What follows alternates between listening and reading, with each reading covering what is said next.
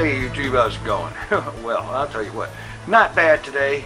A little on the warm side. I've had to turn the fan back on, but not too bad.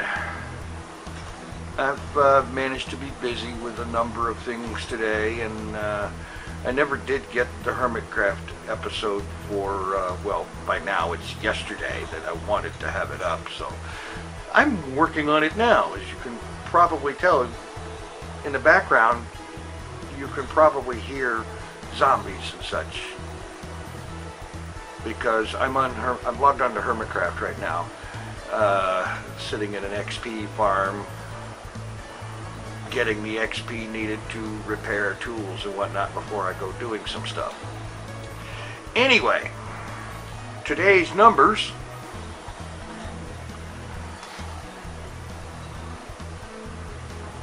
Calories for yesterday is 1,870, and my weight as of just a little bit ago for this morning, 300.8. So, okay, doing better on the calories and so on. And now the thing about calories, I had originally started out with the idea I was going to keep the calories down to 1,200. That's kind of a starvation diet. And I should have remembered, starvation diets are never a good thing. I mean, they may be effective, but really the only time you want to do a starvation diet is when you don't have a choice. You know? You don't want to put yourself through that unnecessarily, because there are plenty of negatives to that as well. And we don't need to go into that. So, as far as calories go, several folks in recent videos, comments, pointed out that the number of calories needed, it was not necessarily what I thought, what I said earlier in the previous video, and that brought to mind something, and I went looking through my old files and whatnot, and I found my answer, and that is the BMR, the basal metabolic rate. And what this is a formula that you can use to determine how much calories you need to maintain a given weight. Now, what I'm doing with these numbers that I'm recording, like for example, this first picture is a screenshot of a spreadsheet where I'm recording the date, the weight, the calories eaten the day before, and the current weight as of that morning.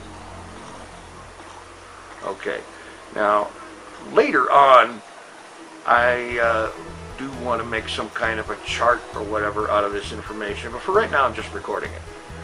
Now, next up, and I'm turning over here because I have this on my computer so that I can see it too, is the BMR sheet on that spreadsheet. And the BMR is a formula that takes into account your age, your height, and your weight. This is a very simplistic form of the formula. There are more complicated ones, more involved formulas that take into account your activity level and so on. And frankly, I suppose I could have gone searching to find something like that and used that, but I come to the conclusion I don't need to. What I just need is something to serve as a basic guide. It's not a hard carved in stone rule or anything like that. It's just a basic guide. So I use this formula that just takes into account your age, height, and weight.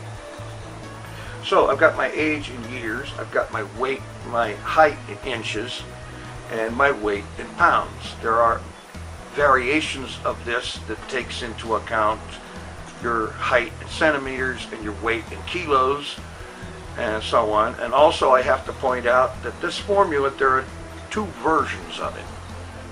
The one I have is the version for men. There are different factors. The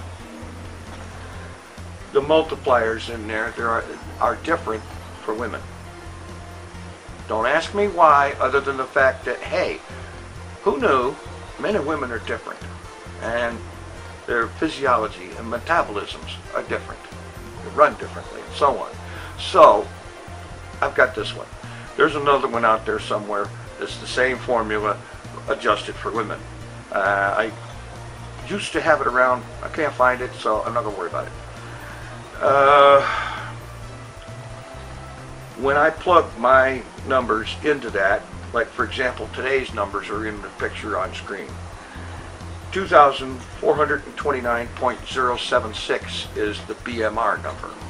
That's the number of calories needed, the approximate rough number of calories needed to maintain the current weight that is entered on the spreadsheet. What I do is I take that BMR number and I subtract 500 to get this other number labeled don't pass. The idea here is that if you take in 500 calories a day less than what you need to maintain your weight, and you do this every day for a long period of time, over time you can expect on average to lose a pound a week, because 1 pound of fat works out to 3,500 calories, and 500 times 7 is 3,500. How about that? So it's just a bit of simple math and a whole lot of willpower and determination. You have to be determined enough to actually write down and add up your calorie totals every day. As you eat something, when you go to eat something, if you have a bologna sandwich, you look up the calorie information for everything you put on that bologna sandwich, and you add them all up, and you put that in, add that to your daily total. And then later on, when you have a can of soup or a glass of milk or whatever you eat or drink or whatever, you add the calorie total for that to your daily total. And the idea here is that don't pass number. That's the point where if I reach that number, I have to stop for the day, period, regardless of what I want, what I feel like, or anything. And I have to exercise the willpower and determination to follow through with that. So far it's been 4 days and I'm doing okay. Actually, this is the 4th day. Yeah. Okay. It's true that it's easier to do something like that at the start, and then over time you can get to, it can get discouraging if you don't see. This is the reason that a lot of people give the advice to not weigh yourself every day, because those numbers, when they don't cooperate with you and you don't see what you think you should be seeing, that can get discouraging and depressing, and it's just the cause of a lot of people deciding to give up on the weight loss effort entirely. They're just going to say, well, I can't do this because it doesn't seem to work, so I'm not going to bother. You know, that kind of thing. It happens that way. I know it happens to a lot of people, and this is why a lot of people advise not weighing yourself every day. And for a lot of people it is a good advice. I'll be honest, it is good advice for a lot of people. Me, I can deal with this because numbers give me a goal. They give me something tangible. Not physically tangible, but it's tangible in the mind. It gives me something that shows what's going on and so on. And so every day, put the new weight into that formula and it recalculates the BMR. So I've got a 1-day resolution, as it were. The resolution, the detail level is down to 1 day's worth. In fact, you could weigh and recalculate 2 or 3 times a day, but I don't think that would be very, very productive, or, you know, that's taking it too far, I think. And so recalculate the BMR, get a fresh don't pass number every day, and just keep going with that. And I expect BMR and don't pass to both be going down over time. It'll take a while, yes, I don't expect to lose 100 pounds in like 2 or 3 months. It's even a bad idea to even try that. It really is. There are some bad issues you could come up with starvation diets and whatnot, including getting into some malnutrition and whatnot, which is going to be bad for you in a whole lot of ways. Anyway, that's what I'm doing about the calorie situation. And this works for me. I did this before when I lost that 100 pounds a few years ago. And I'm going to do again 100 pounds. And I'm going to get to that 200 pound or less goal. It's going to happen. Thanks for watching. Take it easy. I am out of here.